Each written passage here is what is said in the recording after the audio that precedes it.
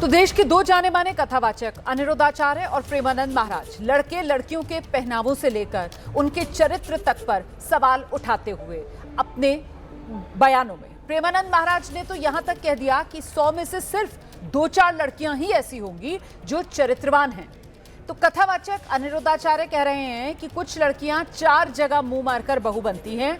आज उनका अब नया बयान जो चर्चा में है और इस कड़ी में नया नाम भी अब जुड़ गया है और ये नया नाम जुड़ा है साध्वी का, साध्वी ऋतंभरा का। साध्वी ऋतंभरा ने रील बनाने वाली लड़कियों पर सवाल उठा दिए और कहा, हिंदू स्त्रियां, हे भगवान, तुम्हें देखकर शर्म आती है। पैसा कमाओगे तुम, नंगे होकर पैसा कमाओगे, गंदे ठुमके लगाकर, गंदे गाने गाकर। मुझे समझ नहीं आती उनके पतियों को ये कैसे स्वीकार है। ये सवाल पूछा है साध्वी ऋतंभरा ने। हे भगवान, देखकर शर्म आती है।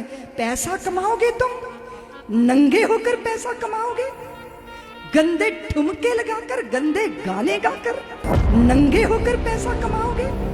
प्रवचन के दौरान ये शब्द हैं साध्वी ऋतंभरा के। अपने घर के अंदर गंदी कमाई आती है। राम मंदिर आंदोलन का चेहरा रही साध्वी ऋतंभरा कथावाचक भी हैं, लेकिन रील बनाने वाली लड़कियों के लिए उन्होंने जो कुछ कहा वो अब वायरल हो रहा है। हिंदू स्त्रियां, हे भगवान, देखकर शर्म आती है। पैसा कमाओगे तुम, नंगे होकर पैसा कमाओगे, गंदे ठुमके लगाकर, गंदे गाने गाकर। मुझे समझ नहीं आती उनके पतियों को ये स्वीकार कैसे है, उनके पिताओं को ये स्वीकार कैसे है। अपने घर के अंदर गंदी कमाई आती है तो पितर लोक में तड़पने लग जाते हैं। धर्म, अध्यात्म, मर्यादा, संस्कार, संयम, साध्वी में सभी गुण होते हैं, लेकिन सवाल यह है कि क्या रील बनाने वाली लड़कियों पर टिप्पणी करते हुए साध्वी ऋतंभरा वाणी पर संयम नहीं रख सकी। हिंदू स्त्रियां, हे भगवान, देखकर शर्म आती है। पैसा कमाओगे तुम, नंगे होकर पैसा कमाओगे, गंदे ठुमके लगाकर, गंदे गाने गाकर। रील बनाने वाली हिंदू लड़कियों के पहनावे पर प्रवचन के दौरान ऐसा कटाक्ष किया कि अब उनकी चौतरफा आलोचना होने लगी है। अपने भक्तों के बीच दीदी माँ के नाम से मशहूर है साध्वी, आध्यात्म की बातें करती हैं।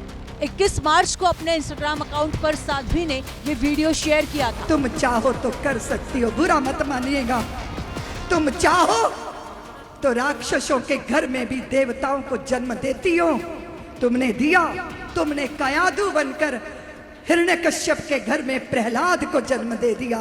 और अगर तुम ना चाहो तो विशर्वा ऋषि के घर में भी रावण जैसा राक्षस पैदा हो जाता है। भगवान से लेकर राक्षस तक अपनी कथा में साध्वी ऋतंभरा ने सब कुछ सुना दिया ताकि महिलाओं की आजादी पर सवाल उठाने को जायज ठहराया जा सके।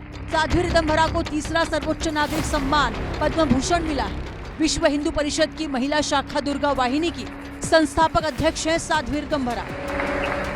राम मंदिर आंदोलन के दौरान ऋतंभरा फायर ब्रांड वक्ता के तौर पर जानी जाती रही। 1982 में गुरु परमानंद से दीक्षा लेने के बाद साध्वी ऋतंभरा ने 2001 में वात्सल्य ग्राम बनाया, जहां अनाथ बच्चों को आसरा दिया जाता है। वहीं पर ऋतंभरा कथा भी सुनाती हैं और इसी दौरान जो उन्होंने कहा उस पर विवाद शुरू हो गया है।